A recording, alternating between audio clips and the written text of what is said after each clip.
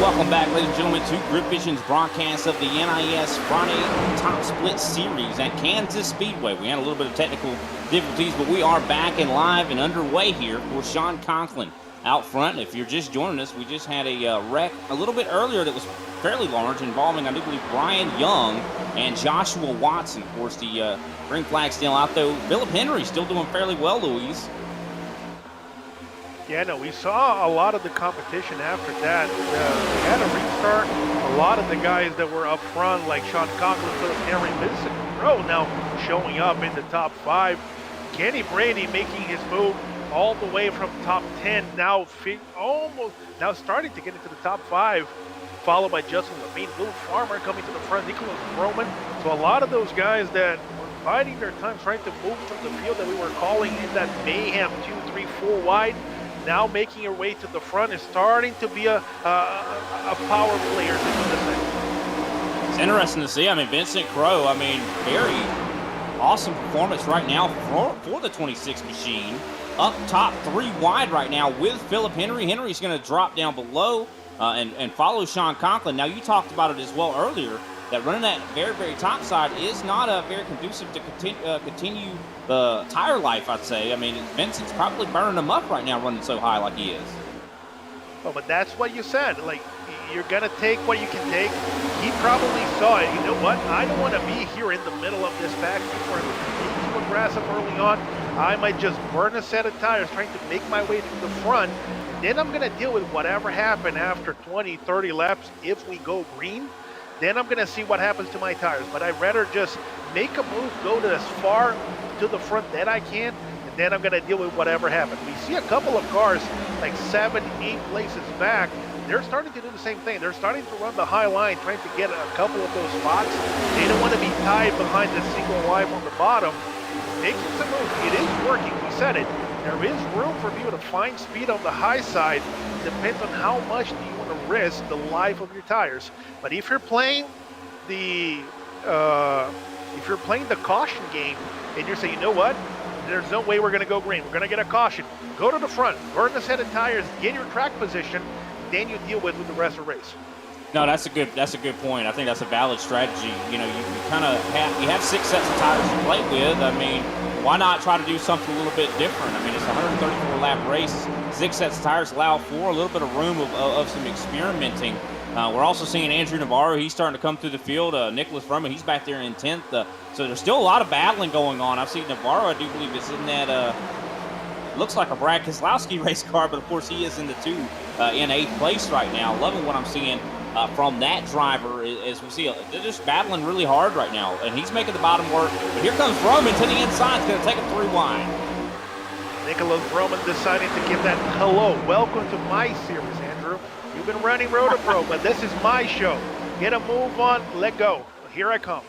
That's right. You're 100% right. I mean, Nicholas Roman, keep in mind, he's 2nd place, I do believe, in the overall NIS Open points right now, and he has won a couple of the races that GridVision has covered here. So I expect that he's going to be trying to make that a continuous thing to try to continue to win in this series. We'll have to see, Navarro, known for his competitive nature, though, no matter what race car he's in, whether it's an Xfinity truck or a Cup car. We haven't seen him really in the Cup car, but I would say that his talents are going to probably transfer to this car as well. Well, Brian, I don't want to talk too much into the future and be Mr. Prediction here, but not a bad move from Andrew to start to familiarize himself with this car, considering the success that he has had in Rotopro and seeing the speed that he can also make coming out of that Xfinity car. One of the very, very strong contenders that we have for one of those 20 spots at the ENASCAR Coca-Cola field next year. So not a bad move for him in a week that he has nothing to lose. There's no Rotopro races. Come see what you're going to face potentially next year. Yeah, I mean, nothing wrong with getting familiarized with the race cars. We see a battle for the lead. Philip Henry has gotten by Vincent Crowe. And look at how far these guys have pulled away from drivers like Sean Conklin, Kenny Brady. A second gap between 2nd and 3rd right now. Now, I'm looking at this as a bad thing for these top 2. I think this is a clear sign that they're burning their tires up, and guys like Conklin and Brady and everybody behind them, are realizing, hey, we just need to chill out, let those guys go up there and drive away because they're going to come right back to us in a couple laps.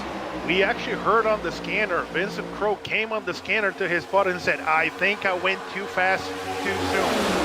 I'm going to start paying the price for this thing. So exactly what we said, that the decision was, I'm going to go to the front, I'm going to give it 100%, and we'll see what happens. But I am surprised what Phil has been able to do, because he broke away from that Sean Conklin, Daniel Nanny pack, even Kenny Brady behind. And by himself, he got Vincent Crowe and starting to pull away, running the bottom. So whatever Philip has concocted underneath that hood of that Chevy, like, that thing's moving. And he showed that, at least for right now, we have been going green for almost 20-25 laps now since the last pit stop. He has shown that he has found something for that car that is keeping the speed and the duration of the tires. Yeah, I mean, every time around, he's pretty much turning the fastest laps out of the competition. I mean, and he's not in the draft. I see some contact there between Kenny Brady and Daniel Nanny. Nanny, of course, a series regular, going against Kenny Brady, who's not very much a series regular. So there's going to be, I'd say, a little bit of contact, a little bit maybe bumping of egos with guys that are used to being successful in other series and coming in to a series like this. And I think Brady's definitely getting a little bit of a lesson here. We'll have to wait and see who's going to have the stronger ego, I guess. And Kenny Brady moved to the high side. We can see his car is starting to wiggle. So those tires are starting to get up to that temperature threshold that we said you don't want to be very much. He's followed by Navarro. Navarro has made the move to the top side as well. A lot of the cars trying to keep the bottom, trying to keep the temperature under control for the right tire, but Kenny's making the move to the outside, and you can see coming out of turn number 2, that backhand of that Toyota Camry is very loose as he touched the wall. Yeah, wow. He was dirt tracking it through 1 and 2 there as they go 3 wide. Justin Levine to the bottom here is going to move back up into the top 5 as Daniel Nanny tries to drive away. Also, Andrew Navarro has entered the fray. I think he's been a little bit more conservative on the tires here. But Philip Henry still out front, running some very, very fast lap. We do have some other contenders that are further back in the pack that are taking a little bit easier. You can just tell that they're not prioritizing this short run speed, and but we're getting into that area to where all the guys that were burning their stuff up are starting to pay the price, clearly. You start to see very slowly, you start to see Sean Conklin, Daniel Nanny, and Levine continue to run the bottom, all three. They're slowly creeping up on Vincent Crowe for that second position. They're coming. So you can clearly see that running that bottom lane has been paying off for them. They kept the tires a little bit more conservative. That thing is starting to pay off. They're being a little bit faster than even Philip up front. I wouldn't be surprised in the next 4 to 5 laps, they're right behind the number 26 of Vincent Crowe, fighting for that second spot. And then we'll see how long will Philip Henry survive up front versus this group of guys coming fast. And I think a lot of what we're seeing from Sean Conklin, Nanny, you know, the guys that are saving right now, they are showing a lot of, I'd say, maturity when it comes to, they know how these cars work at these mile and a halves. They know that the bottom line is the place that you go to save tires. Now, it might not be the fastest way around, but it's the best way to save tires. So if you just stay down there and stick to your guns. But here comes Nanny to the inside of Conklin, going to be challenging for that third spot. Of course, Conklin, surprisingly, has moved up to the top. So now this is kind of confusing to me as why he would move up, of course, as well. A good recovery from Joshua Watson. I know he had a big moment earlier in the race. He's up to 6 now. You saw that Daniel Nanny and Sean Conklin, they kind of exchanged the positions on the track. Nanny went high in 1 and 2, trying to get that run on Sean. Sean answered the call on 3 and 4, going high, taking that line away from Nanny, forcing him to the bottom and keeping that status quo. So a little infighting within the teammates, or at least the same support from the same setup shop, and just saying, hey. Oh, and there goes Kenny Brady into the outside wall. I think we're going to have a caution here as the 10 of John Wittendorf goes around in front of the field as well. And the yellow flag has come out. And wow, what an accident that was.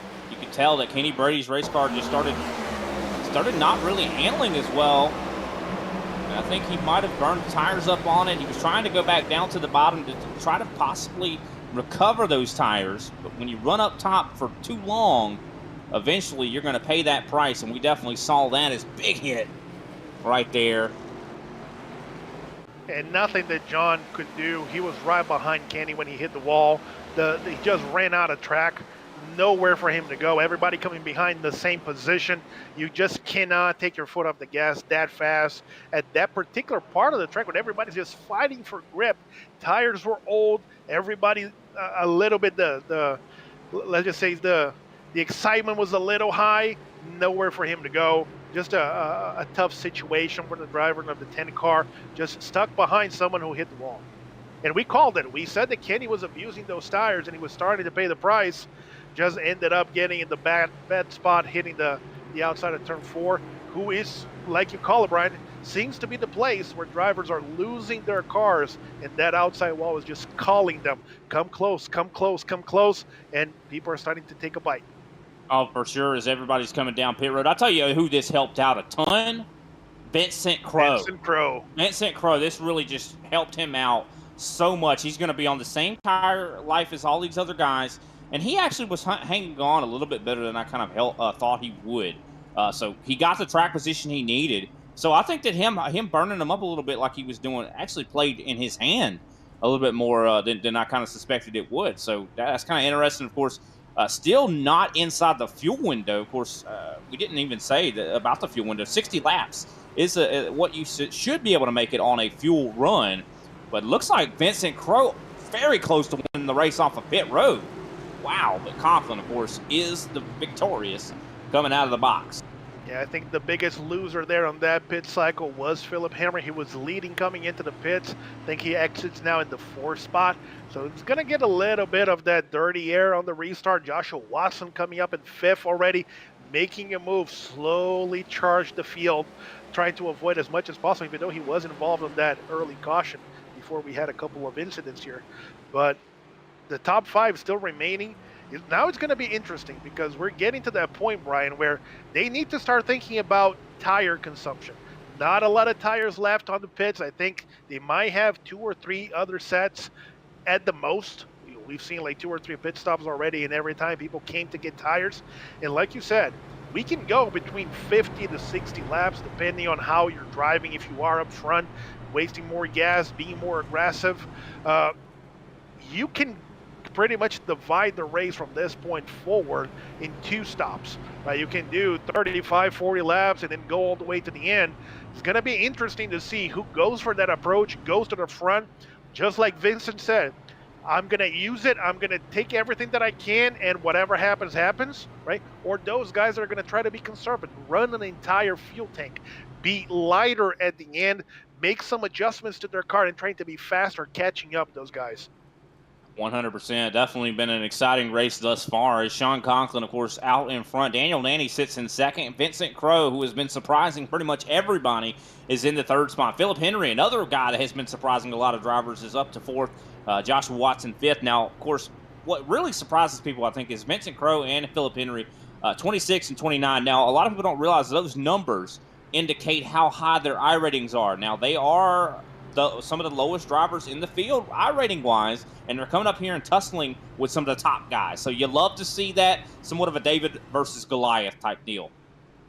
But this is one of the beauties of this series, and this is why especially this Friday night race, is so exciting for people who are watching. You can beat the lowest iRating number on this field, and even for you to be here on this top split, boy, you need to know how to wield that thing, because even everybody who's on this field, they know their way around this track, they know their way around this car, and like Vincent and Philip are showing, you can be number 30 and number 29. If you have a solid piece and you know what you're doing, you're going to be up front fighting for the win. So it's very nice that this series gives you that. If you're in it, you get a chance to win it. Yeah, 100%. I mean, and, you know, you talk about that. I mean, even if you're the 30 car in this series, you still have a very high iRating. I mean, I would assume the bottom iRating in this series is probably around 5,000. I mean, which is insanely high as it is. So, I mean, these guys definitely had to earn their way up there for sure. And it takes a lot of patience and a lot of just dedication to get that high of an iRating. A lot of hours of work as well, building the setups. And getting used to the setup as well. Of course, the pace car lights are out. We're getting ready to get this thing back underway once again. And we're coming out of 4 as the pace car dips down pit road. Sean Conklin going to be entering the Geico restart zone. As here we are, green flag is back out in the air. Conklin up through the gears. He drops all the way down to the apron, almost to the grass, and gets a really good restart. Vincent Crowe trying to see if he can make something happen on Daniel Nanny, but Nanny is going to probably have the advantage in 1 and 2. Justin Levine as well with a very good start. Philip Henry dukes it out with Levine. Let's see now, Brian, who jumps to the bottom and see if we're going to have that procession on the bottom, people understanding what it is that is required to save those tires. And as I say that, you see Philip Henry driving through the outside of this crew, going to the top lane saying, give me track position, I want to be up front. 100%. And I think Vincent might be trying to take it a little bit easier. You can kind of see that he was willing to let those guys go. He wasn't really fighting as hard as he was earlier. So I think he's got the track position. He's like, I can kind of chill out, save the tire a little bit, not battle so much. Justin Levine, though, complete opposite, as well as Philip Henry. Philip Henry sailing it in through the middle line, and he's going to go side by side with Daniel Nanny for second place. As well as we're watching on the screen, Nicholas Broman, he's walking his way up to 7. Also, Andrew Navarro up to 6th. So we have a lot of moving parts here, a lot of very talented drivers making their way. Here comes Henry, going to try to take the lead back. Yeah, I'm honestly surprised with how aggressive Philip has been on these restarts. He really is putting it out there, saying, I don't care. Tires, be damned. I'm going to the front. I'm going to lead as many laps as I can. And if anybody wants to beat me, they're going to have to come past me. Because he's not thinking about saving tires. He's doing the opposite of what Joshua Watson's doing. Joshua started the top 5, let a lot of guys go by, taking his time, running the bottom, saving his stuff. Philip, balls to the walls. I don't care. And he's opening up. He's already had the almost 3/10 gap up in the front of this field. And we're seeing a lot of battling further back here, right at the edge of the top 10. I was watching Adam Williamson. He was about 3 wide on the bottom. We're seeing 3 wide right ahead of him as the 19 of Will Farmer goes side by side with Jeffrey Marble. Vincent Crowe up top 3 wide, letting a bunch of other drivers go as well. And Vincent getting really loose there. A lot of drivers starting to, I don't know if they're struggling, maybe have overheated tires. Oh, we got a guy up into the wall right in front of Kenny Brady. Looks like we're going to stay green as we're on lap 60, but still 3 wide with Adam Williams in the middle there. So there is a hornet's nest back here. Car on the wall back there with Michel Battiston, the 31, the Brazilian driver, ended up getting the wall, kept the car clean, let everybody by. He's still in the hunt, still going strong. That's unfortunate, too, because I know you're a personal friend of his and very good guy as well. Oh, we got a big crash. Oh, big crash. Coming out here. As the caution flag has flown, and I'm not sure who all was involved in that, but I definitely see some guys that have went down to the inside wall and heavy contact. As I do believe, if I'm not mistaken, I'm not quite sure who that is. We had Raymond Root being on the inside and Jacob Schneider in the middle. I think Kenny Brady was a little bit involved in that. Not really sure what happened there, but Raymond and Jacob, they got together. And look at Jacob Schneider's race car as well. After we get done looking at this replay, you see the contact right there. And that is going – who got the worst out of this was Schneider. Schneider absolutely smashed the inside wall. You see the pieces of that race car just coming off. And wow. Schneider has got a discount modified right now. The engine is letting go. At the moment, you can see just looking at this race car, I mean, it is completely demolished. That is not going to, he's not going to be racing that race car anymore, as he is, I do believe, trying to make his way to pit road. Oh, no, and you can see the left, right now. the left front tire's completely junked. He doesn't have a bumper. It's smoking everywhere. So his night's probably done. Time for him to go get some ice cream, try to cool off, because the tempers are flying, Brian. We're hearing the scanners. People are not happy about the way that came down. Not really sure if Kenny Brady on that outside didn't know that Jacob was in the middle. That's how everything got started. They touched. Jacob's car just turned to the right, collected Raymond Root, and everybody just sailed to that inside wall. That's very unfortunate. Yeah, I mean, that thing is as well, Kenny Brady not exactly used to the Cup car quite as much as the truck. They're vastly different machines as well, so it could even have something to do with that as well. And it's just unfortunate to see, just damage like that being paid out. I mean, Jacob Schneider absolutely demolished. Raymond Root, I mean, definitely got quite a bit of damage as well. And it's heartbreaking for those drivers because, I mean, Schneider qualified very high up on the running order. Yeah, he qualified third, if I'm not mistaken. So was keeping trying to keep his car clean, trying to be in the middle. But we called it, Brian. We said it. This is going to happen tonight because this track, the way that it's set up with this car and this draft package, the way that you're supposed to be racing here, it's super speed racing. You need to be able to make those moves and understand how the car will behave in dirty air, how tight it's going to get in and off the corners. And if you're not expecting the type of reaction from the car and from the cars around you, this is what happened. A lot of speed, a lot of aggressive moves in not enough track for everybody to be around. Exactly. No, and you see the cars just they are reacting very much to dirty air as well, and that makes them get tight or loose, and especially coming out. We see a lot coming out of 4. That seems where a lot of this stuff is starting to happen. Of course, that last one seemed like it was coming out of 2, which is kind of an interesting place for that, and definitely shocking to say the least. But I'll tell you what, it definitely helped out. I think we were talking about Michel Bastien. I think that helped him out a little bit, that caution coming out as it did. He's up to 17th. He's going to be able to line up behind some more race cars. Philip Henry, of course, still in the lead. I'm kind of rooting for Henry right now. I mean, this guy has been holding on very strong on the longer runs too, even though he, like he says, not too concerned about saving tires. He didn't fall off very much when we watched that little bit of a longer run earlier. I am a believer, Brian. Not because he's a teammate and I know what the amount of time that he put in that car, but I am a believer because I raced Philip, and this is how we actually became friends and got to know each other. I raced him last time that we were here at Kansas on a top split at NIS. Had everything that Legacy Esports could come up with under the hood of my car, and I could not pass him to save my life. So we told him early in the beginning of this broadcast, he loves this track. This is where he feels is his best place to be in with this car. He's extremely confident with the level of speed that he can come out of that thing. He said earlier, not sure how this thing's going to hold on the long run.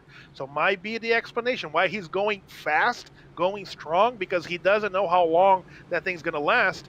But it's going to be interesting to see the moment that these guys coming behind him stop saving and really take 100% of what they can. How much can he hold up, especially having 3-4 cars coming from the same shop? He's going to be one heck of a show for us. Yeah, 100%. That's the thing. He definitely does not have a lot of friends up here in the front. But either way, I mean, my thoughts are, what if this comes down to a 15-lap shootout? I think Philip Henry's got a really legit shot with his speed, as we see the pace car, of course, down on pit road. Also, cloud cover over the racetrack is going to cool it down a little bit. Green flag is back out on the Speedway. Top line kind of not getting going like I think they wanted to. Conklin, I don't think he was caught sleeping, but I think the drivers behind him thought they were going to go a little bit sooner. Conklin, of course, able to slide in right behind Philip Henry. Side by side, though, is Vroman and Nanny. Looks like Nanny's going to pull out a little bit now with the aid of Levine. Levine gives some really good pushes. Yeah, don't take Justin Levine out of this thing. He's been quiet running behind Conklin and Nanny the entire race, taking his time, just following along. There's a lot of speed underneath the hood of that car. And we know that Levine, when he wants to be aggressive, he can make moves. So not going to be surprised if all of a sudden, with, you mentioned, 10, 15 to go, if he's there, he's going to be the one in contention. But I'm extremely surprised of how fast Philip Henry is off the bat, already pulling 2/10 off in front of Sean Conklin. Yeah, he seems like he's steadily pulling away as well. I mean, that race car is fast all by itself. It looks like clean air very much helps that race car continue. And I think that, surprised as well to see the 24, Brian Smith, very much a fast race car as well. He's up to second. I do believe he started a little bit further back. I'd have to check my note. I think Brian Smith took a page off Vincent Crow's book and said, you know what? I saw Vincent do this. He drove all the way to the front, got clear of some damage. I'm going top side early, and I'm going to get my track position. Damn the tires, I'm going to the front. And he's doing exactly that. I mean, both of these drivers are starting to pull away. It looks a lot like what we saw earlier with Vincent Crowe for sure.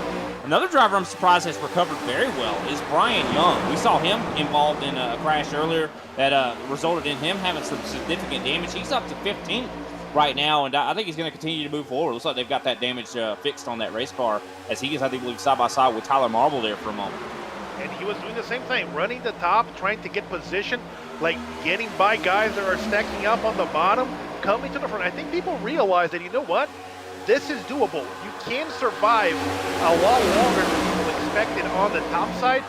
It gives you position. You get away from trouble. Let's go. Let's start to move. We're around lap 70. We're like getting close to 50, 60 laps to go. We're entering that second portion of the race. People need to start making their moves. They need to start going to the front if they want to compete for the win.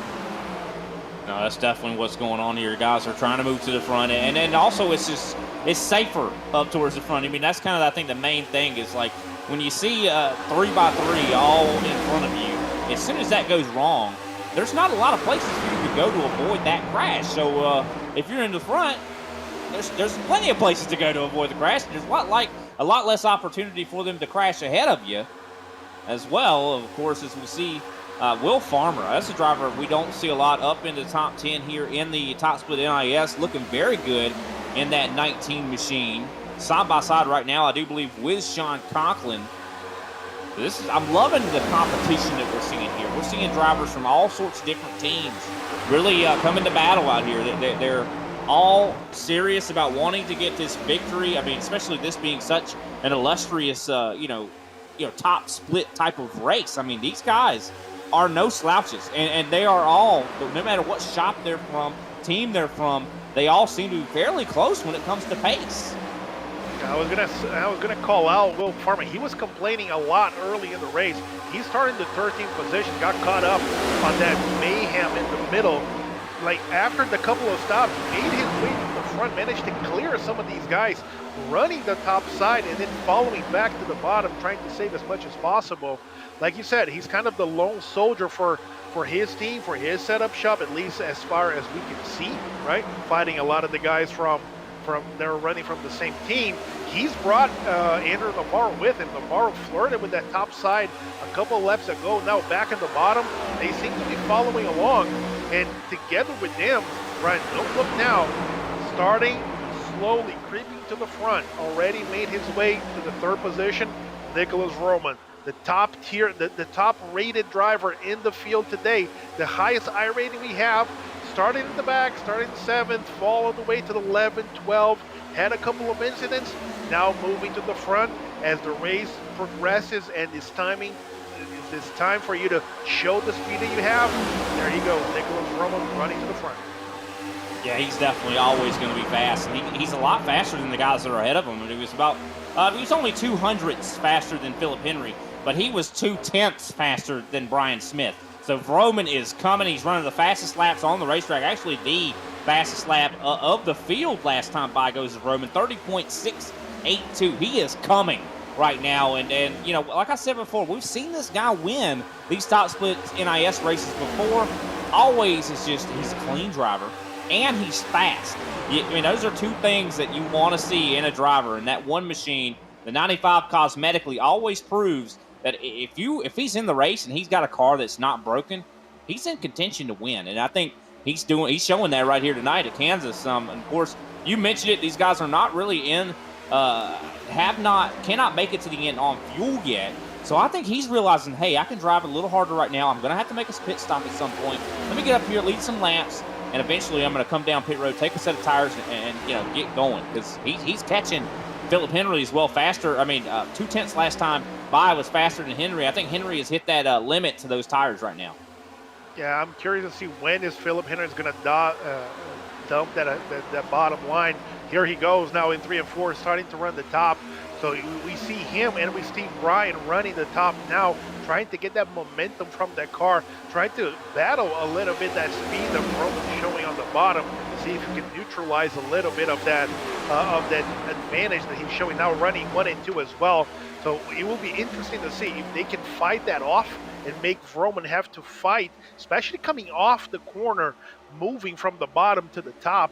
If that can negate a little bit of that speed advantage that the 95 is showing, or if there's nothing you can do, Vroman is just too fast at this moment. That car is just too strong. He saved a little bit in the beginning while Brian and Philip went to the front and burned those tires, and now they're paying the price.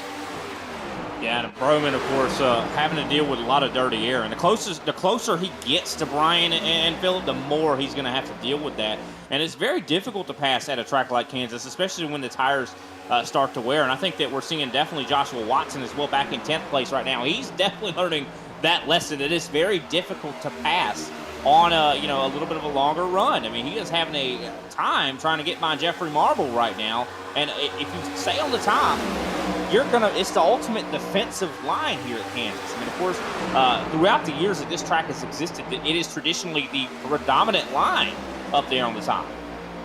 Yeah, you see, Joshua's running that. It looks like he doesn't want to commit all the way to the top. He's trying to run the middle, trying to get as much as he can without compromising too much of his tires. Actually running a weird line. He's almost diamonding the corner. As we saw Will Farmer, he kind of catch the wall coming out of fourth, the same spot, running the top. That wall collecting that car, that number 19 machine, that number 12 machine, lost a lot of positions now on the track.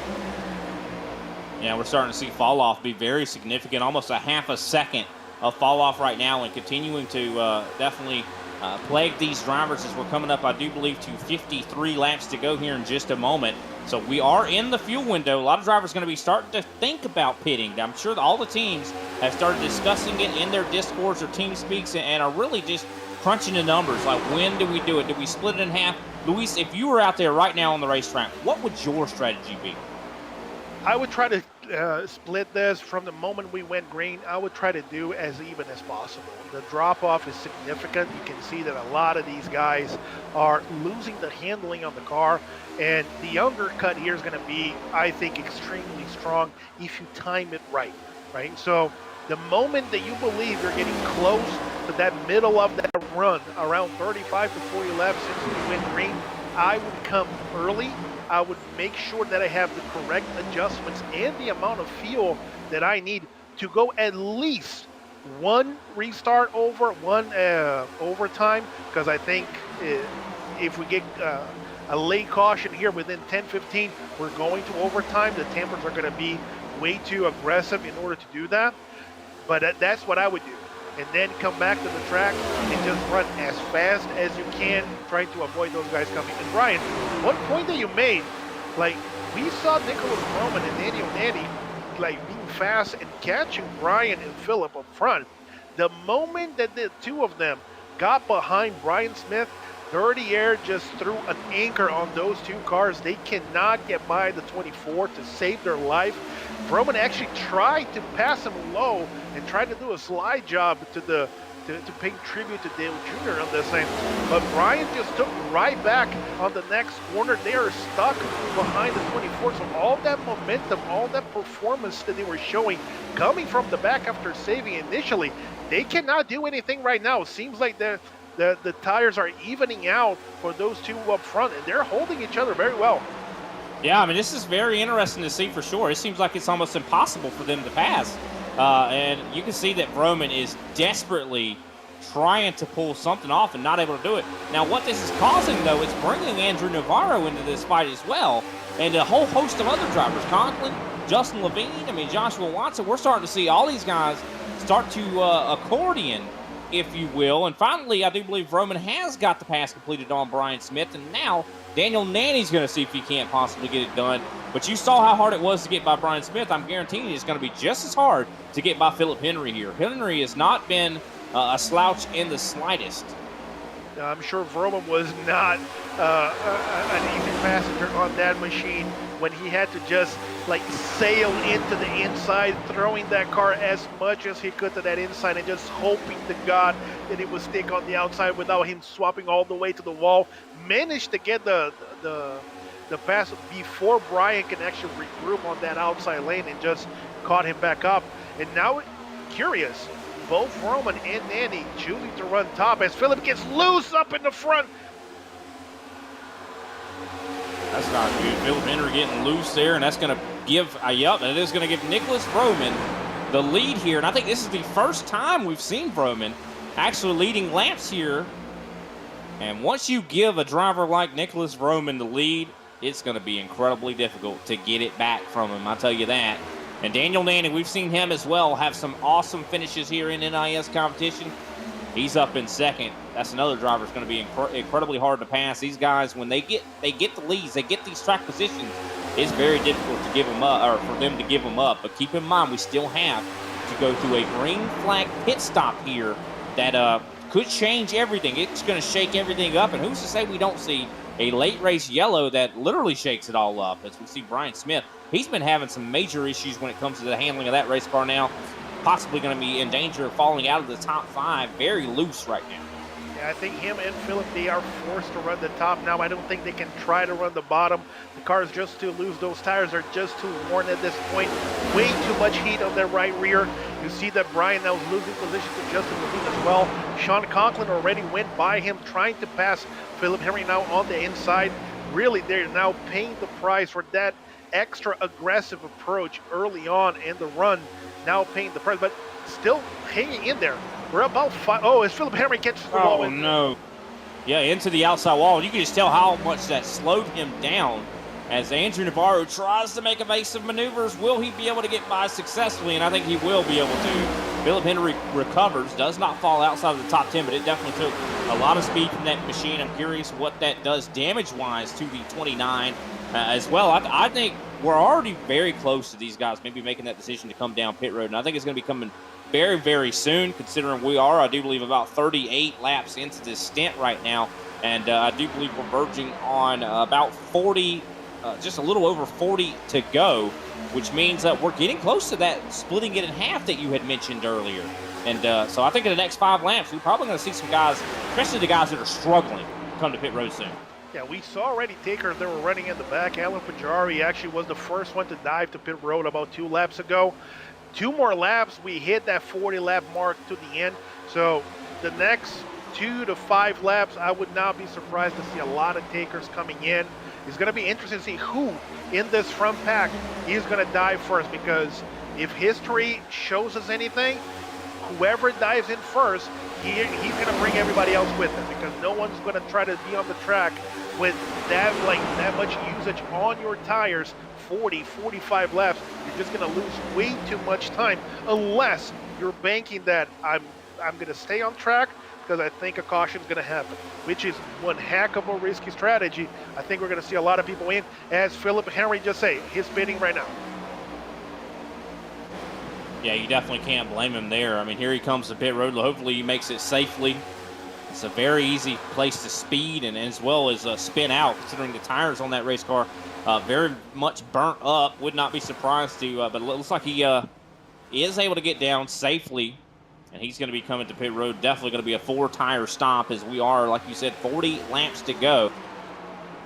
And I do believe that is going to probably open up the floodgates. A lot of other drivers as well going to be coming to pit road as we see a Ryko-on-Ryko battle. Daniel Nanny trying to challenge Nicholas Vroman for the lead here as Miller Bonds, I do believe, just lost the spot to Jeffrey Marble. Side by side, though, for the lead. Man, these guys are battling hard right now. I'd love to see it. Nanny versus Vroman. That's friendly fire right there. So I'm sure Ken Byron's watching that thing saying, boys, for the love of God, do not wreck those machines. I worked too hard to make that thing shaped like a bullet. Don't do it. 100%. I mean, I guarantee you, he's definitely like, hey, don't battle so hard. But it looks like Vroman's going to come to pit road. Big strategy move here. He locks the tires up. He is going to make it there. Hot. Hopefully he didn't get a speeding penalty there. That's going to be that would be a heartbreaker if he did. He was definitely over the speed limit as he entered the pit road. Let's just see if that timing stint did not cut him too much. We'll keep an eye on him. 100%. Of course, Daniel Nanny is the leader right now. Sean Conklin's about a half a second back from him. But I do believe we're seeing some more guys. Here comes Nanny. Here comes Conklin. Conklin, sideways almost, as we see Justin Levine And look at that. Joshua Watson, very aggressive on the pit entry. Gains a little bit of time. I'm hoping that he didn't get a penalty there. But side by side, racing on pit road here. You love to see it. Yeah, I'm interested to see now, where does Philip Henry come back on the track and where he's going to be compared to both Roman and Danny Onani. If those 2 laps of fresher tires gave him enough of a gap to be able to regain the lead that he had, as we have a spinner on the track as the yellow flag come out. And caution is out, as I do believe Adam Williams has gone around. And Adam Williams brings out the caution. Was the leader of the race and was coming to pit road, spun out. We're definitely going to have to take a look back at this one to see exactly what happened. Now, that is going to break the hearts of the guys that just pit down pit road. I mean, Sean Conklin, Joshua Watson, Justin Levine, all those guys caught a lap down.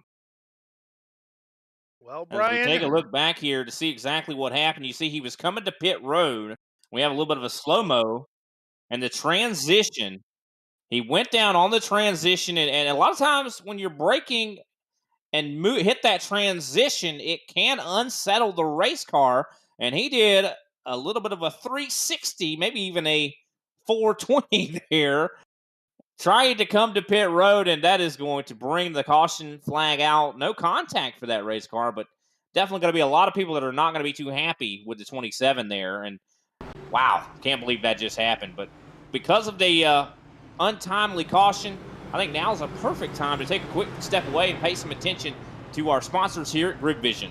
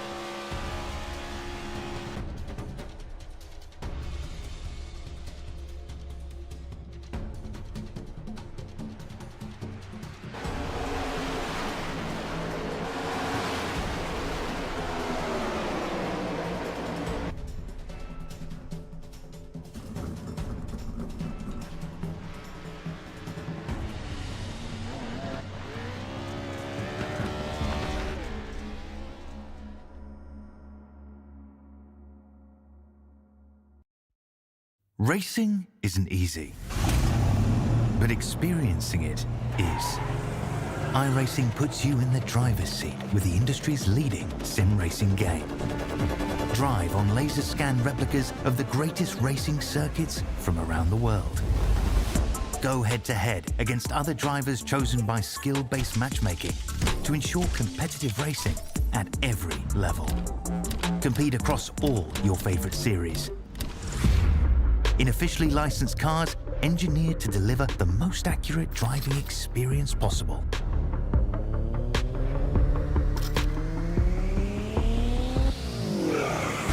Join a race or host your own with players from across the globe.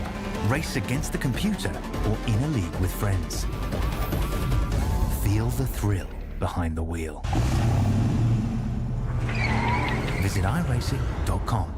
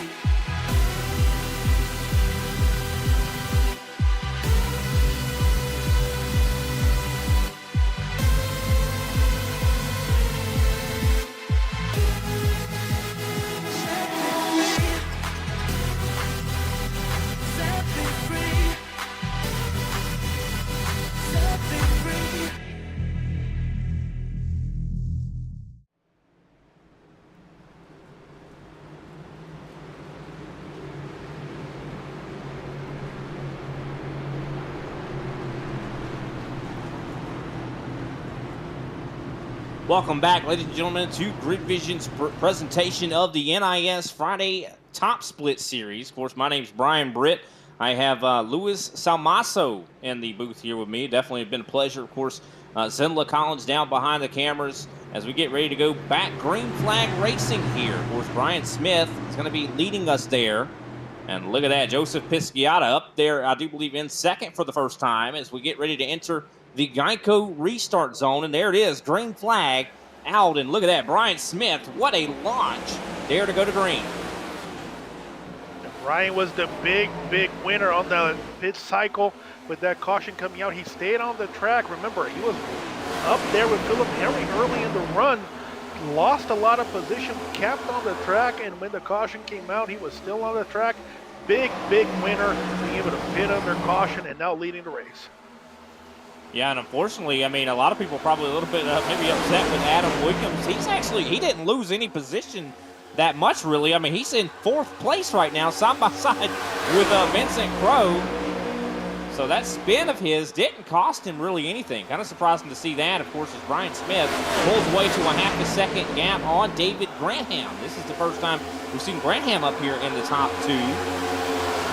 Very good run from him so far as Adam Williams actually goes up to the podium. Now, of course, this is going to be about a 30-lap run to the end.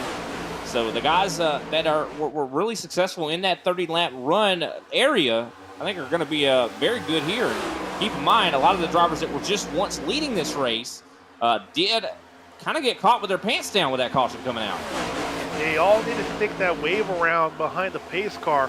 And don't look now, Brian, because Sean Conklin, Justin Levine, Navarro, Phillip, who else? Vroman, Nanny, all those guys that were leading the pack, they all pitted. So in theory, they're not too far off in terms of tire strategy, and they're carving the way from the field. You see Sean Conklin, the first one from that group, trying to make his way already into the top five, running the top. And like we said, now 30 to go, no one's saving anything. What is the fastest way around the track? Top side, that's where I'm going. No more saving, no more giving and take. I'm going to take everything that I can right now, and I'm going to move as fast as I can to the front. Yeah, that's definitely what everyone pretty much has in mind at the moment as we see Vincent Crowe battling with David Granham for that third-place position. Right behind, we see Joseph Pisciata trying to hold off Sean Conklin. Yellow flag is out. This one came from, I do believe, deep in the field. That was the entrance of turn one.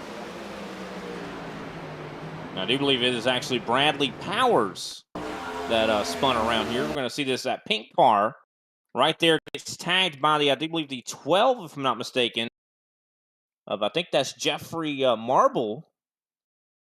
And look at that. I think that's Miller Bonds that gets caught up in that. That is unfortunate, to say the least. Bradley Powers, hadn't talked a lot about that driver, but what a name. Bradley Powers. I wish I was named, my last name was Powers. That's pretty cool. But unfortunately, not a good day to be Bradley Powers after that accident. Yeah, we don't want to make the joke, but that was one powerful hit against the wall for sure. Yeah, you can see the front end damage already on that race car still. And unfortunate. Just like you even mentioned it, give and take has gone away, and I think that's kind of what that caution came, why it came out. I mean, even though they were battling far back in the pack for those positions, they still are positions that these guys want to get. I mean, even though this is, a lot of people don't realize that every position here counts for iRacing. So, and a lot of times, these guys pretty obsessed with iRating a lot of times in these series. Well, that's the thing that gives them into the top splits, and depending on the series, depending on the competition, that's where those points are. So you want to be on that top split as often as you can, because a top five over there pretty much guarantees you a boatload of points that at the end of a year series like the NIS one, the NASCAR iRacing series, that's where you can make your money. That's where you can have all of that glory of saying, I went out there and I am a winner of an official year-long series from iRacing. Yeah, and of course, we just crowned a bunch of champions here recently as well. And a lot of people go for those, trying to run, fairly consistent and trying to get those championship points as well. But this caution coming out like it did, I think this does nothing but aid Brian Smith, who was really, really good on the short run. Now, him, because this caution is going to allow him to cool his tires back down, and they're going to be almost like new again, I do believe. Yeah, this is definitely because he pitted last from everybody else. So this is a pretty good moment for him to just reset. I am surprised, Brian, that a lot of those guys that were running up front were caught a lap down, like Philip Henry, like Daniel Nanny, like Navarro. Some of those guys didn't take, and we're running right now, even like behind position, like the 10th spot on the track. They didn't come down for any type of adjustment for fresh rubber for new tires. I'm surprised a little bit by that, because if you do have an extra set and you're running top 15, between 15 and 20th, maybe that would be the move that would give you that outside range to go to the outside, being lighter, be a little bit more aggressive with your adjustments, trying to get that track position back. But it looks like these guys are content to be on the track and say, we're going to have some more cautions given, like from this point on. And we called it also. If we see cautions at the end of this race, chances are we're going to see like one after the other, because people are not going to give any inch. They're going to be as aggressive as they can be. And the chances are there's not going to be a lot of real estate for everybody to go around the track. Oh, no, especially not now. I mean, the real estate is going to continue to, I think, get smaller and smaller. It's going to be a lot like the real estate market in real life. It's going to get more and more valuable. But Brian Smith definitely going to have his lion's share of the clean air, as we have, I do believe, just under 30 to go. Going to be 25 to go, I do believe, in just a moment.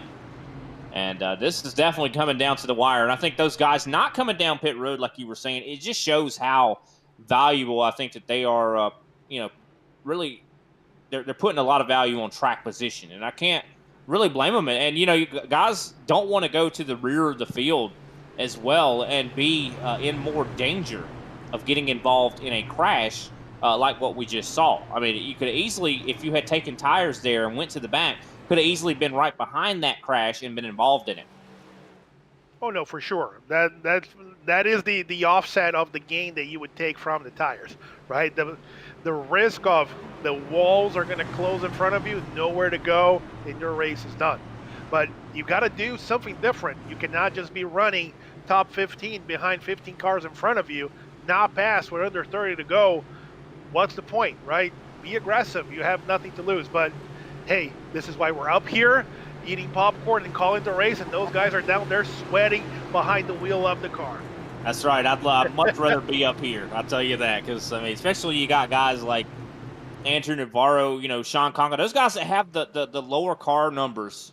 They have really high ratings, and a lot of times when you're in a series and you have that high of a I rating, and you get in a wreck and you finish 30th, you lose a lot of I rating, a lot more I rating than someone that is the 30 car would lose. So they're sweating probably a lot more than some of the others. As we see the green flag soon to come back out as they enter the Geico restart zone. Green flag flies in the air. Brian Smith up through the gears. And almost, we looked like we were getting ready to go 4 wide there for a moment, but I think they thought better of it. Vincent Crowe looks like he has secured 3rd place. David Graham is trying to battle 3 wide right now with Sean Conklin. Here comes Sean Conklin through the middle, already top 4, bringing Justin Levine with him. Both of them are going to go to the bottom side, trying to go to the front. It is definitely getting exciting for sure. A lot of drivers not going to be willing to give much room.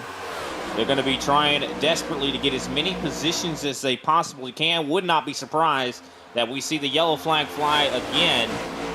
So far, so good, as we have possibly a challenge for the lead. Adam Williams getting incredibly close to challenging the 24 of Brian Smith. Here comes Levine, though. Levine to the inside of Vincent Crowe. Crowe starting to drop back a little bit. He's running the top side. Looks like he might be having a little bit of handling woes. Don't look now, Brian. Sean Conklin already in the top 3. That machine is moving. I don't know what he did on the last pit stop, but whatever he was saving, he's not saving anymore. He's coming to the front, and he's bringing Justin Levine. We talked about Levine. Watch out for that car. He has been mighty fast. He was sitting behind Conklin and Nanny the entire race, biding his time, just waiting. waiting, and now that Conklin's kind of parting the ways and showing him how to go, Levine's going with him. And yeah, now keep in mind as well, looking at the telemetry here, a lot of these drivers are hitting their fastest laps of the race right now as we have side-by-side for the lead. And it's interesting. Usually in dirt track racing, we see the faster laps at the beginning when the track is fresh. But here at Kansas, it seems like as the time goes on, the speeds continue to rise. As, of course, these guys are definitely getting their adrenaline. Oh, a little bit of contact there for the lead. They almost got connected. They are connected right now, but luckily they are able to disconnect as they head into turn one, still side-by-side for the lead. Brian does not want it to give away that top line. Adam fighting on that inside. Oh, they almost touched. They're going to touch. And this is definitely getting very, very, I'd say, they're battling. I mean, like it is straight up a bar brawl right now for this lead. And this is just helping Sean Conklin close the gap even more, as well as Justin Levine. This is going to get hairy as these guys continue to close in. I mean, when you add already, I mean, there's already a fire kind of burning between Adam and Brian, but if you put Sean in the mix, that's just going to add gas to the fire. And Adam just runs like owns Brian Smith the race, because the way that Brian came out of that turn, he took his foot off the gas to avoid hitting Adam the wrong way. Almost putting up against the wall, but like he saved it just by a little bit. And Adam Williams, who brought the caution by spinning going into pit road, now our leader with about 20 laps to go. I think there's going to be a lot of people are going to be have a little bit of sore feelings if he wins this race. They're going to be like, what? How did you spin out and win the race? But side by side for second place, though, Sean Conklin, big run to the inside, as well as Adam Williams hits the wall coming out of turn 2 just a moment ago. Here comes Conklin, getting a little bit tight on the door of the 27.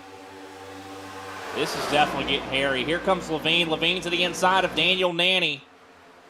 Somehow Daniel Nanny managed to go through everybody and fit his car in between Sean Conklin and Brian Smith up to the top.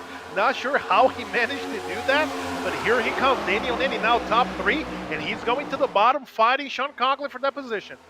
Yeah, Daniel Nanny has been really, really fast here. I think he wants to get into victory lane. I mean, last week, for a couple weeks, we've seen him finish fairly well, but has not, I don't believe, secured the victory.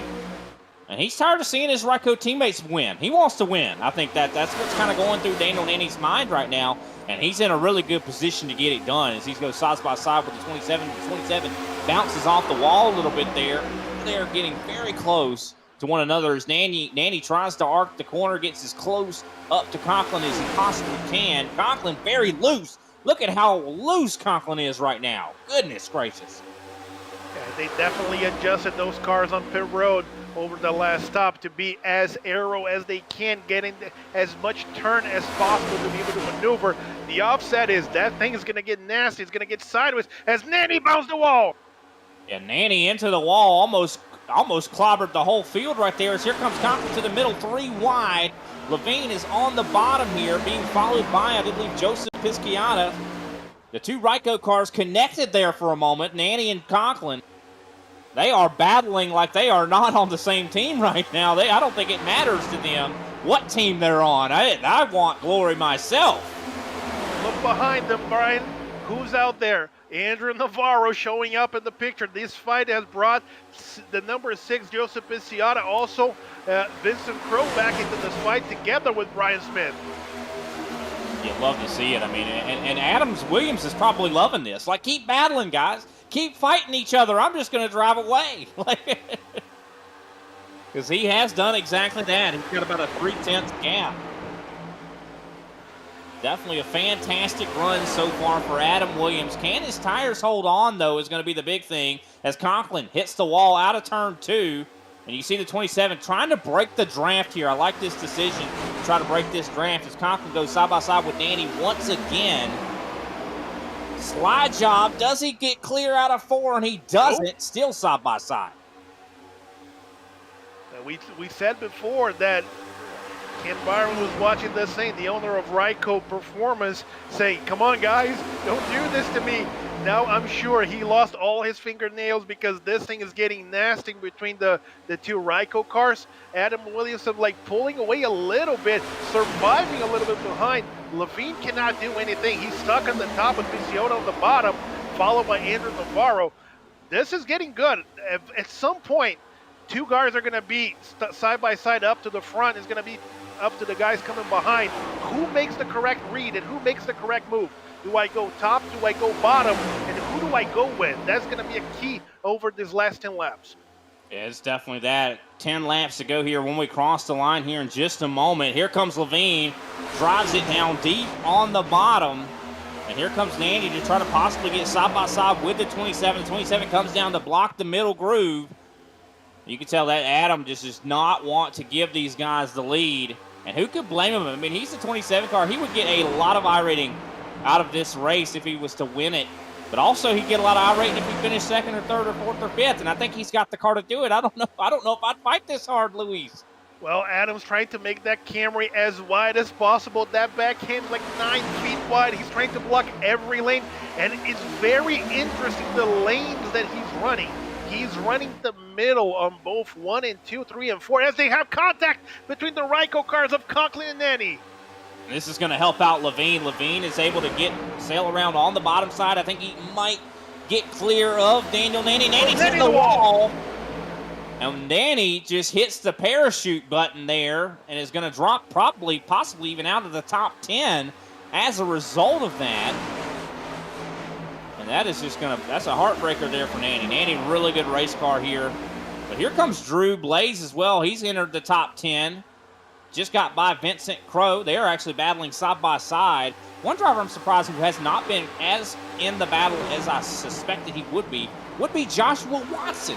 He's in 7th, but has not really touched the lead yet tonight, and that's kind of shocking to me. He was trying to get by Brian Smith a couple laps ago, got caught up behind the 24. Now he cleared him. Now he has a shot, Brian. Now he can see those first 5, 6 cars. He has the speed. He's been turning very fast laps. If he can get there with enough time to make a move, he seems to have enough tires underneath that car to be a contender here, but might be too little too late. As we see in the front, Levine running that top side right in front of Sean Conklin, closing the gap on Adam Williams, so he's low. Here comes Levine to the bottom. Big run from Justin Levine. He took that run and slingshotted right around the 27, and we have a new leader. For the first time, Justin Levine is up here in the lead at Kansas. Here comes the crossover from the 27. The 27 almost door to door. They're going to possibly have some contact into turn 1. Justin Levine's probably got to be very frustrated with the 27. You can just tell how much this means to him. Oh, Conklin's in the wall, dragging back, losing a lot of speed here. He falls outside of the top 5, and possibly his teammate Joshua Watson. Oh, trouble! Trouble in front! And the yellow flag is out. As we've had trouble on the racetrack. I don't think that was actually because of this incident up front, but I think Alan Pajari crashed. And Justin Levine and Adam Williams had contact right before the caution. That is not what caused the caution, but I do believe we see Alan Pajari having an issue here. I see the smoke on the racetrack, but I don't see anything actually happening. There it is right there.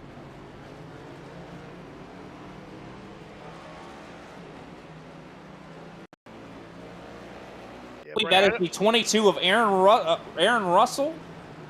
And I do see Brian Young missing his front end. I'd look at him. He has got a massive, right there. I think this is a multifaceted crash. I think this is the aftermath of the crash. If something else happened that led to this and has taken Brian Young out of the race.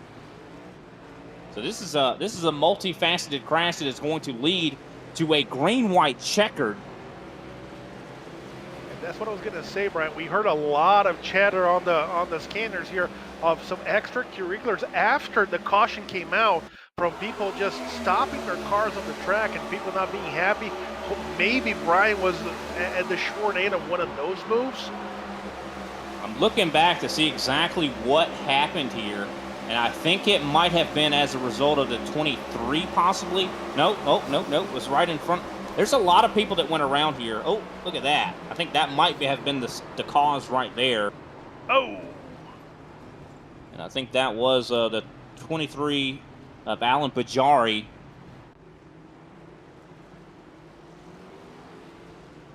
We have Alan Pajari turning into another driver and getting him loose. And unfortunately, that led to the caution. Brian Young out of the race as a result, missing his front end, and that's got to be a heartbreaker. Man, this has just been a heck of a show tonight. I love being a broadcaster and watching these races up here, but I don't want to be down there and having to be in the shoes of some of these drivers that just ended their race. And Brian, look at what just happened. We're going to have a shootout, a restart, green, white checker. A lot of our leaders came down pit road for fresh tires.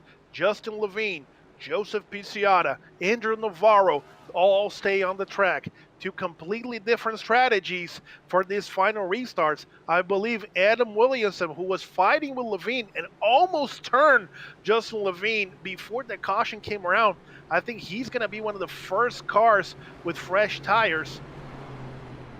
Well, also looking at it, I do believe we actually have a lot of the drivers. I think Philip Henry, Brian Smith, Nicholas Roman, they took two. Sean Conklin, I think, is on new tires, 4 tires. So we're seeing 2 tire stops, and I'm not quite sure how that's going to work. Because it can work at some tracks. Now, Kansas is Kansas, one of them. I think we're getting ready to find out. Because 2 tires has been known to work at 1.5 miles and the 2-mile tracks. So we're getting ready to see. It could possibly make them even faster. I know sometimes it's tracks like Michigan Auto Club. Kansas could be one of them. It makes you faster to take 2 tires. Yeah, we saw it in Michigan a couple of weeks ago. We had some late restarts, and guys that took 2 were actually faster than the guys on 4. So that definitely worked. I am, let's just say, not too optimistic for 2 tires here, especially after such a long green flag run that we had and people really driving their tires off their cars. But hey, we said it. You got to do something to go to the front. If you're back there, if you're stuck, try it. What is the worst that can happen, right? It's not going to work. So if it works, awesome. You're out there. But with those many laps on the tires, let's always keep an eye out to see how these front group is going to restart. There is the potential for a lot of tire spin, especially if Justin Levine stacks up the field, trying to get everybody bunched together and trying to take that restart as late as possible to create confusion, to create issues behind, forcing a caution to keep him in the lead as much as possible. So let's keep an eye for the first 3 to 4 rows, how they jump, how they get to speed, and how fast those guys coming behind in 2 and 4 tires are going to be able to take advantage of that fresh rubber. Yeah, it's definitely going to be interesting. Could we even possibly see wheel spin on the restart here with these guys being on, somewhat older tires? And, of course, we do have the opportunity or potential for 3 green-white checkered. So we're going to be starting green-white checkered number 1 here. We're extending the race just by a little bit as, of course, the pace car lights are out. Justin Levine leads us. Joseph Pisciata, of course, is in the second place position. And there goes the pace car down pit road as we enter the Geico restart zone. And the green flag flies once again here at Kansas Speedway. And already we got some guys going 3 wide at around the edge of the top 10. I see Brian Smith making a big run to the inside through the middle. Navarro pushing Levine to the front. Joshua Watson coming with him. A lot of guys on fresh tires down to the bottom. Philip Henry trying to get a run on the bottom. Big runs to the inside. I do believe we see the 12 of Jeffrey Marble. He is flying right now, as well as Brian Smith. And look at this. We are going to make it to the white flag, the final lap. How did we make it to the white flag? I didn't think we were going to do it, fellas. But guess what? We are going to final lap. Next flag is going to end it. Here comes Conklin. And Sean Conklin comes up to Justin Levine. And he shouldn't have any problems passing by as Levine's up top. Conklin on the fresher tires. And Conklin is going to do the impossible. He is going to win 2 races in a row. He won last week at Darlington, and he is going to win at Kansas Speedway tonight. And we saw, look at the crash that we saw coming across the start-finish line. That looked like a Daytona wreck. Wow, what a race this has been here tonight at Kansas. You see Justin Levine comes up and gives a congratulatory bump to the 54, as well as a Nicholas Vroman. What a job to Sean Conklin choosing the right call to take tires, but still, it could have worked out way worse for Levine. Levine's still coming home in second place. What a race. That was just amazing. You love to see it. Sean Conklin doing some donuts there in the grass, celebrating this big victory. Man, he got a fresh set of tires. He's got enough left. He can do a burnout on them, that's for sure. That was one heck of a move by Conklin. He took advantage of that, bunched up on the restart, got the lane through the middle, made the right move, got a little bit of clean air. That's what got him free out of 3 and 4. When they crossed that start-finish line for opening that last lap, he was just a missile coming through the bottom in 1 and 2 as everybody was having to deal with low grip, trying to navigate that top to middle corner. He just dove to the bottom, got a monster exit out of 2, and there's nothing Justin Levine could have done. Could have tried to go to the bottom, could have tried to block. It was just too much speed, too much power coming with fresh tires, nothing that he could do. Still hold on to second. Great result for him. Nicholas Vroman also following Conklin to finish third, with Jeffrey Marble rounding up the top 4, and Drew Blaze managing to navigate his way around for a top 5. Also a really good result for him. Oh, yeah, great result for Drew Blaze. We didn't even talk about him pretty much at all in this race, and he comes home 5th, so you love to see it. With that, let's take a quick look at the final results. We'll go through the whole tally here, the whole the running order at the end. There was a lot of people that had their hearts broken there at the end, and a lot of people that had their, I'd say, their nights made as we take a look. Sean Conklin, of course, your winner. Justin Levine comes home 2nd place. Nicholas Vroman in 3rd. Jeffrey Marble 4th. Drew Blaze 5th. Andrew Navarro secures 6th. 7th place, Daniel Nanny. 8th place, Trevor Trego. 9th place, Joshua Watson. And 10th, Brian Smith. Simon Vangale comes in 11th place. 12th place, Philip Henry. 13th, Tyler Marble. 14th, William Farmer. 15th, John Wittendorf. 16th, Ty Ippolito. 17th, Adam Williams. 18th, Brady Powers. 19th, Jacob Klein. 20th, Miller Bonds.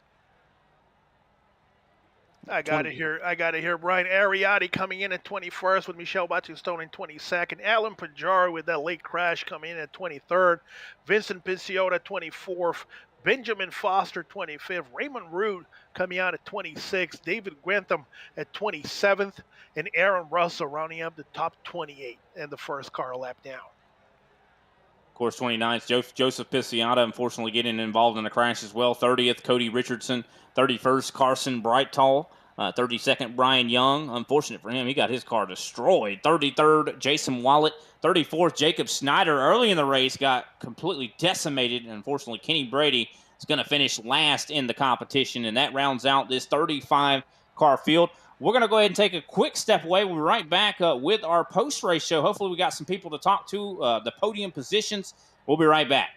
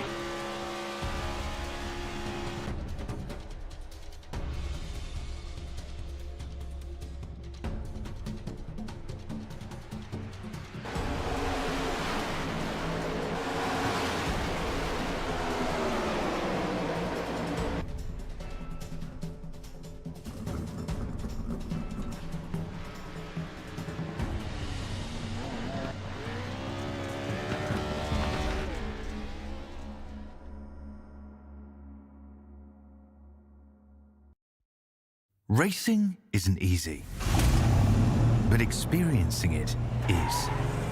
iRacing puts you in the driver's seat with the industry's leading sim racing game.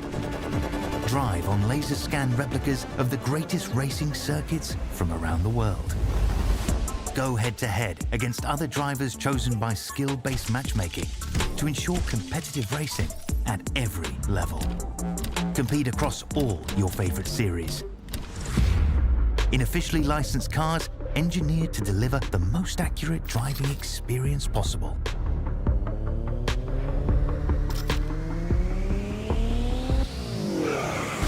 Join a race or host your own with players from across the globe.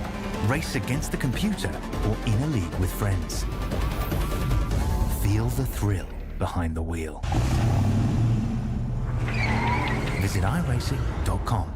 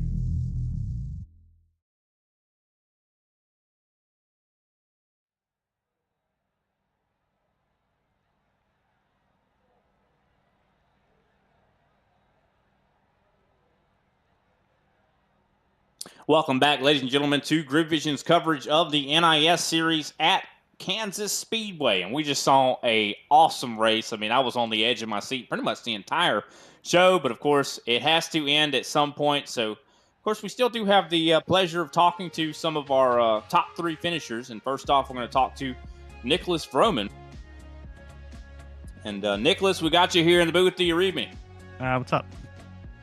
Man, great race, just all together. I mean, it seemed like it got a little bit crazy there towards the end. What was the strategy? How did you, I'm sure your heart rate was pretty high there at the end.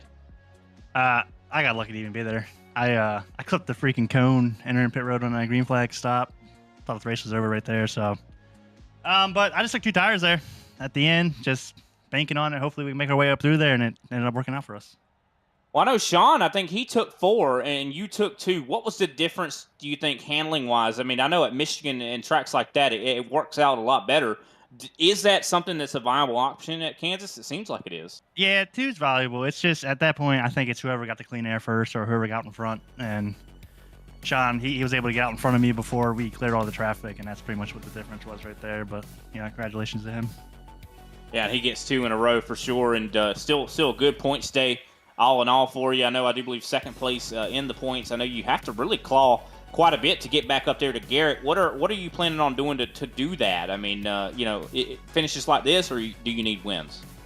I need to finish better when he's racing. I think we did the drop weeks and everything last night, and I'm only like 60 points out from him. So it's a lot closer than it looks.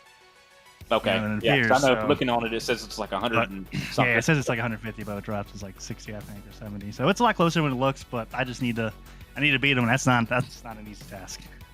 No, not at all. A lot of times you guys are the top 2. You're Mark Martin essentially going against. He's very strong for sure. And still, great job to you, Nicholas. Very strong finish. Going to get some good points for you next week. Of course, Bristol. I mean, that is. We thought it was wild and crazy tonight. I think we're gonna get a treat next week. What do you feel about Bristol? How do you feel about it?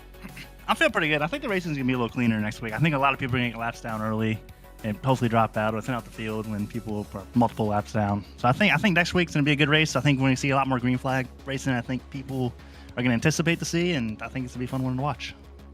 Yeah, it's going to be a long one, 500 laps. That's going to be we're going to be here all 500 though, and we definitely hope to see you there, Nicholas. Who can we shout out after this third place? Yeah, man. Shout out to Ken, man, and Ryko, everyone. Ryko who works on this A-car set. You know, they're all freaking legends. They're all good. Shout out to Conklin, man, for winning it. I know he stresses so much over these things. It's quite funny to see his emotional roller coaster in the Discord with us. But shout out to him for winning. Shout out to Justin, man. Came over to Ryko. He's running some Ryko sets as well. So shout out to Levine for finishing P2. All righty. Well, thanks for your time, Nicholas. We'll see you next time, hopefully at Bristol, and maybe get to talk to you again. Yes, sir. And shout out to you guys also for broadcasting. It's fun to go back and watch. All righty. Of course, that was Nicholas Vroman. Next up, Louis is standing by with Justin Levine, who finished second on the old tires. Justin Levine, Luis Almazo here in the GridVision booth. Got a copy, buddy? Yes, I do. Awesome. First and foremost, congratulations on one heck of a race. We kept her name on the broadcast the entire night. I said, watch out for Levine. He's biding his time. He started up front. We know he has a fast piece underneath the hood of that car. When push came to shove, 30 laps to go, you made a couple moves. We saw you up in the front, like battling like door to door with Adam Williamson there for the lead before the last caution came out. Decided to stay on the racetrack with the old tires. Walk us through your race, especially that ending over there, the decision to stay on the track, and those final laps where you guys were sideways fighting for the win. Walk us through one heck of a finish for you. Great second place tonight. Thank you. I don't even know where to begin. My heart is still racing. Like it's beating out of my chest, but almost wrecking. I don't know that last wreck. With Adam, I couldn't believe I saved it. The car hooked left. I don't know if it was net code or if he was leaning on me, and then I just couldn't get off him, and I was worried about damage. And I saw him pit, and I looked up, and I was like, whatever Andrew does, I'm staying with him. And I was really hoping that the older tires were gonna just be a little bit better than they were, but I still can't believe how great Nick and Sean were able to cut through the field with fresh tires, and Sean was able to blow past me going into turn 3. But it was so much fun, and I can't wait to do it again. No, that was one heck of a race. We knew it. Like if he's gonna come to the last couple of laps and he's there, Levine's gonna be a name that we're gonna have to look out for, and you did not disappoint. We asked Roman about not only this week but also next week. We go from Kansas, mile and a half, almost super speedway like, to 500 laps at Bristol. Completely different set of circumstances. Are you going to be there as well, trying to close the deal, finally get that top split, first win here in the broadcast for us to show? What do you look like? What are you looking for coming to Bristol next week? Well, I hope so. Every week, that's my goal, is to be up front on the broadcast and have a shot for the win. Definitely. When it comes to Bristol, especially it being the full 500 laps, 500 miles, survive to have a shot to be there at the end, and we'll figure out the rest then. But you got to be there. Absolutely, buddy. Well, the floor is yours. Anybody you want to give a big shout out to? Teammates, sponsors, helpers, builders, anybody, family watching? The floor is yours. Great result for you. Awesome second place. Thank you. First, God, thank you guys. What an awesome broadcast. One of the best out there. You guys did a fantastic job, and I can't wait to go back and watch the broadcast there. I got to shout out Ryko. This car was unbelievable. I had a Wednesday NIS. I felt like I'd win it, and tonight I felt just the same. Car was unbelievable. Can't thank Ken and that group enough. And got to thank Abruzzi and all the viewers stopping in and watching on Friday night. Awesome, sir. Well, that was Justin Levine, our second place finisher tonight. Brian, I'll bring it back to you so you can go talk to our winner tonight, Sean Conklin, driving through the field. Yes, sir. Sean Conklin going to be joining us here in the booth. Sean, do you read me? Yep. Great job to you, Sean. I mean, able to win the race. I mean, and back-to-back. So it's not just that you won this race. You won last week at the track Too Tough to Tame, and you come home in victory lane this week as well. I mean, how do you feel about that? I mean, what does this do to your confidence? I finally feel like I'm going in the right track, and that's something I've been aiming for a while now.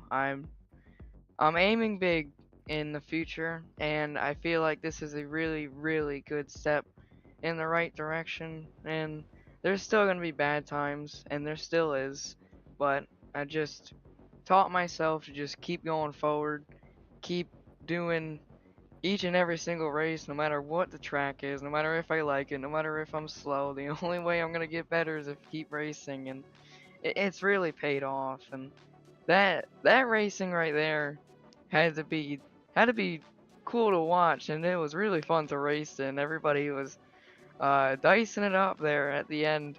It was actually really, really fun. This track makes really, really good racing, and it's one of my favorite tracks.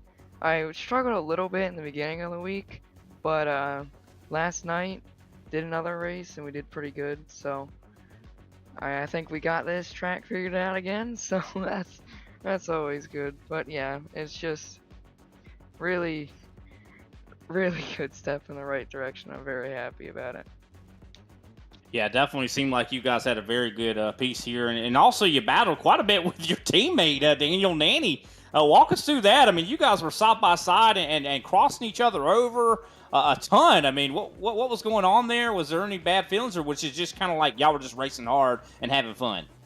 No, there's no bad feelings at all. We're just racing hard, trying to get the position, and after a while I said, alright, we raced enough, time to back it down a little bit, and raced a little too hard. I made a couple moves that I probably could have gotten in front, but I did it. I did a move wrong, like maybe hit the apron or something. But all in all, it was a good battle, and there's no hard feelings. Just hard racing, trying to go for the win, and just battled a little bit too much. But I think that's on my end, and I'll definitely work on that. 100%. But hey, not much to work on considering. I mean, you won the race and you won it last week at Darlington. I mean that last week Darlington was a tough track, so I mean that's one you had to literally earn it, and you did that. And of course, this week it seemed like tire wear was very significant, as well as picking the lines, and there was a lot of drivers out there that were very fast. So I mean, this is another one you had to earn. Now next week you're gonna have to earn that one too. Bristol, what are you feeling about that one? How good are you at Bristol? Oh boy. Um, I have not been to Bristol in a long time. I haven't done an official at Bristol in well over a year, so we'll see how that goes, and that's 500 laps, so I got at least 400 to figure it out, right? So, Yeah. um, yeah, I think we should be okay. I mean, Ryko Performance always brings a good setup to each and every track, so I think we'll put in some work here during the weekend and during the week, and we should be set for Friday night. Well, yeah, you're like you said, you'll have a lot of time to kind of get used to the racetrack. 500 laps is quite a long one for sure. And it's going to be a long one for us up here in the booth as well. But hopefully you guys put on a good show, and we're going to have fun calling it. But great job to you, Sean. I know you kind of already did some shout-outs. Anybody else you want to shout out, or maybe you want to shout them out again? Just Ryko and Ken at Ryko. Just we put so many hours into this, and Ken put so many hours into this, sitting down, reviewing everything, going over, making so many different variations for us to come out here and race and do good, and we wouldn't really be here without him, so that's a big shout out. Conklin Creations is normal for the paint scheme, and just God, really. We can't all be here, we can't all race here together without him, so that's definitely a big shout out, and yeah, that's pretty much it.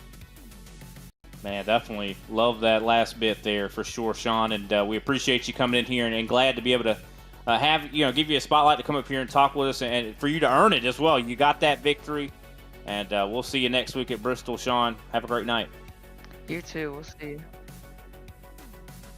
All right, that is Sean Conklin, of course, winner here tonight at Kansas Speedway, and what a race this has been tonight. I mean, these guys put on such a fantastic show, and I had a fantastic co-commentator in here. Lewis, what was your final thoughts here? Oh, I mean, you going to come back and see us? I don't know if you will. Heck yeah, brother. You think this is a one-and-done thing? No, sir. As long as you guys are willing to keep me around, I'll be around for sure. This was one heck of a race. Everything that we thought it was going to be, it came down to competitive from start to finish, guys running side by side, no one really giving too much space to each other. The thing was like heat from the beginning, from the drop of the green flag, and like I don't think we could have asked for a more exciting finish. Maybe a door to door, maybe people getting turned right at the line, but other than that, that final restart was fire for the guys coming from everywhere, and you heard it like from Sean Conley himself, like that came out of nowhere, like he had to go, that final strategy. And hey, when you trust the machine that you're driving, when you trust the car, and when you are in that group, you just everything goes right for you. Seems to be going right for him. I'm very curious to see who shows up next Friday night. Top split Bristol 500 laps around the Great Coliseum to really try to take Sean out, because 2 in a row, that thing's starting to build. So if you're a big name out there wanting to come down and prove that you can tame that thing, here you go. You have your benchmark. Come and beat Sean Conklin, because the dude's on fire. So I really appreciate you guys having me around, and as long as I can be here, please, I will be here anytime. 100%. I couldn't have said it better myself. Of course, let's take a look at the schedule here before we depart here for the evening. And of course, we just wrapped up the Friday Top Split NIS race at Kansas Speedway. We appreciate everybody tuning in for that for sure. But of course, we're going to be coming to you, I do believe, on Friday or Saturday with some major series action, 9 p.m. Eastern Standard Time on Saturday. We're going to be at Crandon in the Jumpy Truck, so that's going to be exciting to see. Those guys always put on really good races that are very interesting, considering, I mean, we're going to see something I've never called before, which is literally the pro trucks, pro off-road trucks. And I don't know what to expect, so I'm definitely ready to unwrap that for sure. Of course, Sunday we have a doubleheader. Kansas going to be on the docket again at 12:30 p.m. Eastern Standard Time with the Global Racing Truck Series. That's going to be an exciting one, to say the least. And, of course, we're going to be debuting a new series as well. The RGR series is going to be at, I do believe, 9 p.m. Eastern Standard Time at Atlanta Motor Speedway. And I think they're at the Super Speedway version, actually wrapping up a championship. And then we're going to be starting their series afterwards